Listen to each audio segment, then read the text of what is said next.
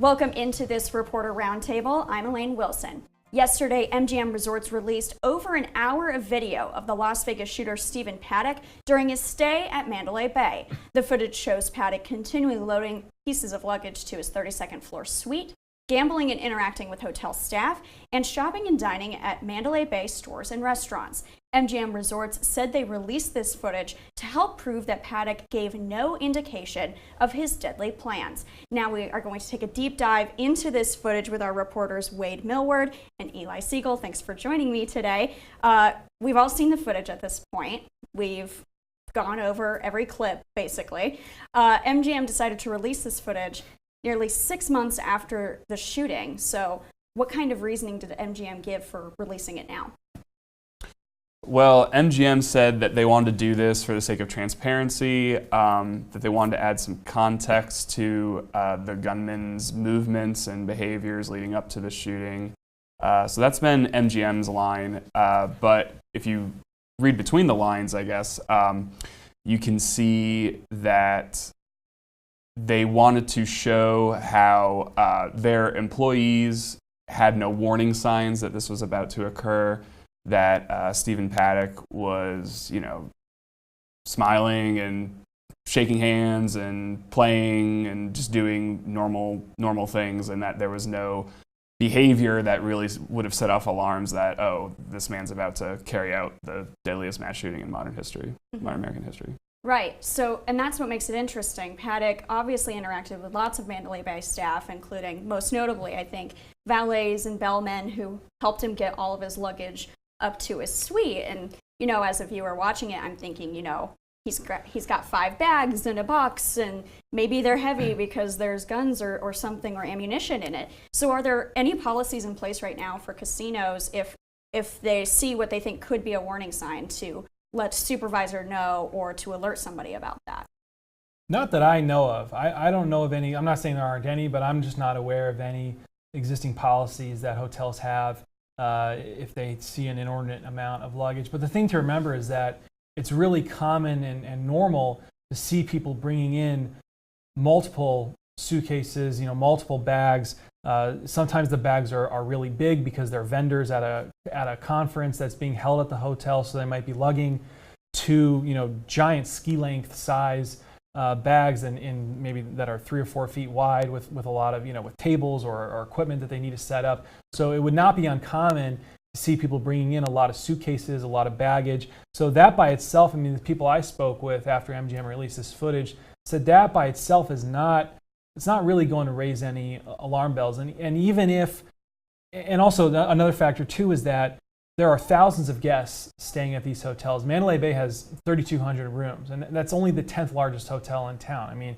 There are something like almost 40 hotels in Vegas that have at least 1,000 rooms. You've got thousands of people walking around, hundreds of employees. So the odds of one person helping Paddock each time is minimal, if not, non-existent. And so for someone to catch on to that behavior, even if it were the same employee who helped Paddock each time, the odds of them remembering, hey, this guy's bringing up 5-6 bags at a time is probably really small. And so there are just too many people walking around, too many bags for this stuff to really raise a lot of red flags, or any really. Right. You can imagine how many people are on staff, how many people are bellmen and valet to accommodate the amount of people that come into this hotel all the time. So that completely makes sense. MGM Resorts is currently named in a number of lawsuits for victims, potentially holding some liability as to what happened. So could this footage potentially help them in those future lawsuits looking forward? I think the footage was released with, even in MGM's statement, they say, we could not foresee that Paddock could carry out this attack. The language in there suggests that that this is an effort to show, how can you hold someone responsible for an unforeseeable event? Mm-hmm. But these lawsuits are still going to continue. Some of the attorneys I talked to working on the cases said this just makes them want, to speak to all the employees that interacted with Paddock. What did he say to them? Perhaps he said something that could have been of note. They want to see the data from his player's card and the profile that MGM might have on him by bringing so much luggage, did that go against how he normally, the normal amount of luggage he brought to the property? It still raises some questions. And of course, we only got an hour's worth of footage about. So there's still, he was there for about 6 days or so. So what's on that footage? So I would say MGM's not out of the woods yet on that. It's still up to a court to decide if they held any responsibility or liability for this. But, looking at past cases, they probably have a strong argument that they didn't, because we've seen countless incidents that happen on the Strip where the hotels are not held. Yeah, and as Wade said, we only got an hour of footage. The man was there for 5 or 6 days. And what we got from MGM was relatively innocuous. It shows him wheeling in a couple suitcases, walking around, talking in a very friendly manner with the bellhop and the valet attendants, buying snacks in a sundries shop, going to a restaurant, watching TV. Really nothing out of the ordinary of a typical tourist on the Las Vegas Strip. But then again, that's all we've seen so far. There's hours and hours potentially of other footage that they may or may not have. I don't know. We just got the hour of video clips. So there could be other footage out there. As it stands, what we've seen makes Stephen Paddock look very normal, makes MGM employees look very normal in how they handled it. To me, when I looked at the video, and again, these are just very small snippets of his time there, but it didn't look like anything out of the ordinary.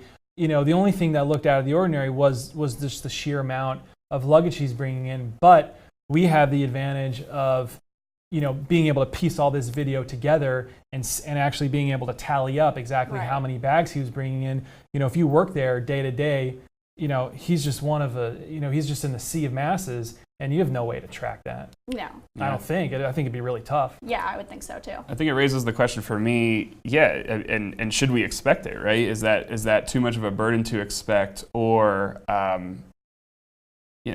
will this always be a huge security gap when it comes to the Las Vegas Strip? Just the ability to transport, various items in a large amount of suitcases, and it's unaccounted for. Right. It'll be interesting to see if there is any response, if any, to be able to tackle this, because, like you said before, it's so incredibly hard to track. Yeah. So one security consultant I spoke with for the story that I did said, it would not, in his opinion, it would not be unreasonable, I think was the wording he used, for bellmen to be responsible for all large suitcases that be brought in. So if someone comes in with a large bag, I guess the way he's thinking is that it would be hotel policy for a bellman to bring that up, and you take that up to the service elevator. And then the way he thought of it was, when you bring it back there, you could almost run it like you're checking a suitcase into an airplane.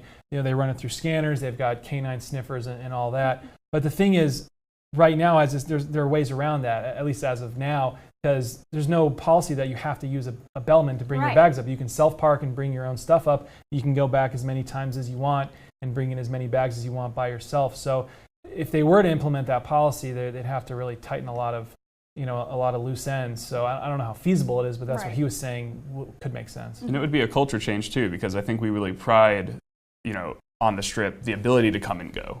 And go between the properties. I think that's a huge draw for people, and something that the property owners really like. So it definitely elevates the experience for tourists to be able to just kind of walk into any property on the Strip, gamble, stay there, that kind of thing. And the casinos need it for their business. The ones that are struggling are the ones on the North Strip that don't get that foot traffic. Because if a casino were just to rely on 100% solely on their guests for their revenue, they'd be in a tight spot. They need that massive flow of tourists walking by every day, coming in to drink, gamble, go to eat, go to a show, etc. And people coming in for conventions that could, that too, again, have lots of luggage. Thank you guys both for joining me today. Great discussion, I feel like, about this footage. You can catch all of their work on reviewjournal.com, where this program also appears every Friday. If you have any questions you would like to submit to our reporters to answer on this program, you can send them to the email address below. For our reporters and our studio crew, I'm Elaine Wilson. Thank you for joining us.